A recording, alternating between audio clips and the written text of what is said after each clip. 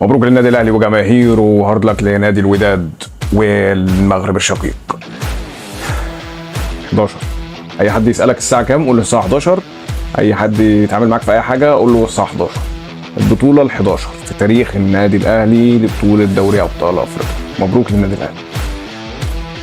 بعيدا ان الواحد كان قاعد على اعصابه وكان هيموت طول الماتش وكده، بس انت بتيجي بعد الماتش خلاص، يعني ايه المشكله يعني لو خسرنا البطوله اللي جايه؟ يعني كل سنه نفس الفيلم، وكل سنه بنبقى عايزين ناخد البطوله. مبروك لجماهير النادي الاهلي ويلا بينا.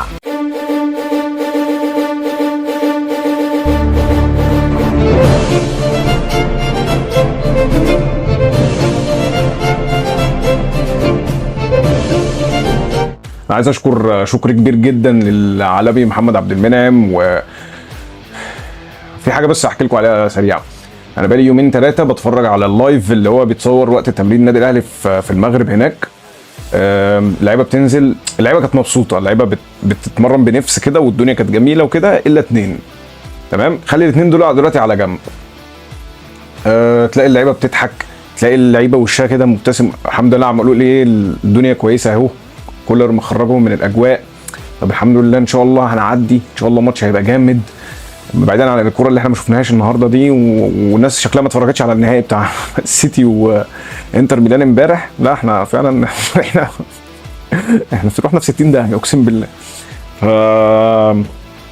بقول ان شاء الله خلاص التفاؤل اهو وكده والتصريحات. وامبارح قلت على فكره الدنيا هتمشي ويا جدعان الناس ما تخافش وبتاع، بس عايزين بس والنبي لايك بقى للحلقه، يعني احنا النهارده كسبانين بقى والنبي فرحونا بقى. ف الا اتنين ينزلوا التمرين اليوم واخدين جنب، والله العظيم 3 ايام او يومين لايف فاتحين لايف بيصوروا التمرين بتاع النادي الاهلي امبارح والنهارده الصبح واول امبارح.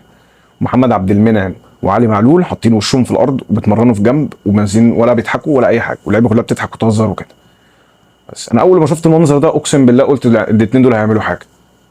وعلى فكره محمد عبد المنعم اللي جاب الجون الاول لينا في بطوله دوري ابطال افريقيا ونفس الطريقه، وعلي معلول ونفس الزاويه بتاعت الكورنر، نفس اللي حصل النهارده في النهائي.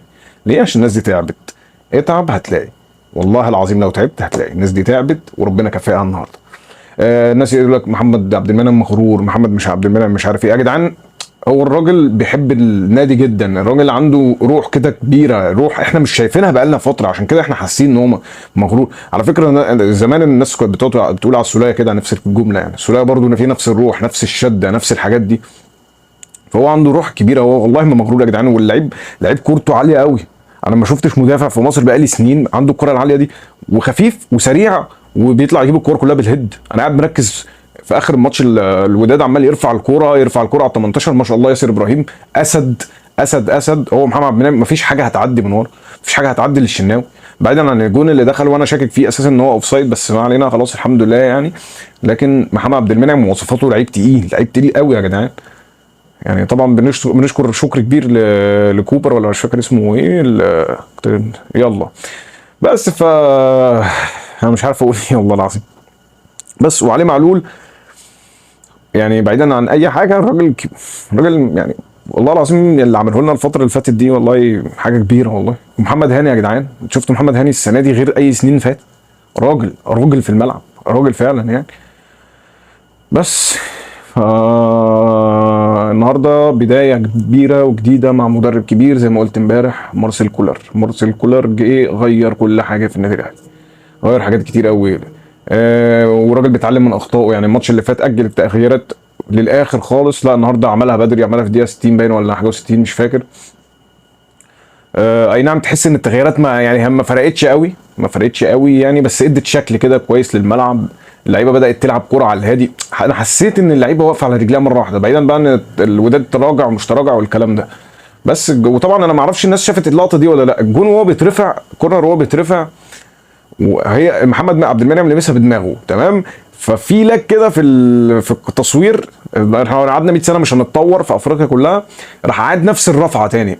فالناس ما بقتش فاهمه لما لقت اللعيبه راح تفرح، هي في لخبطه كده، لاج كده غريب في التصوير، فالناس راحت تفرح، الناس لسه بتتصدم، الناس مش واخده بالها ان ده جون بس، والدنيا اتقلبت وبتاع، ولقيت 4 قاعدين فوقيا وكان يوم جميل يعني.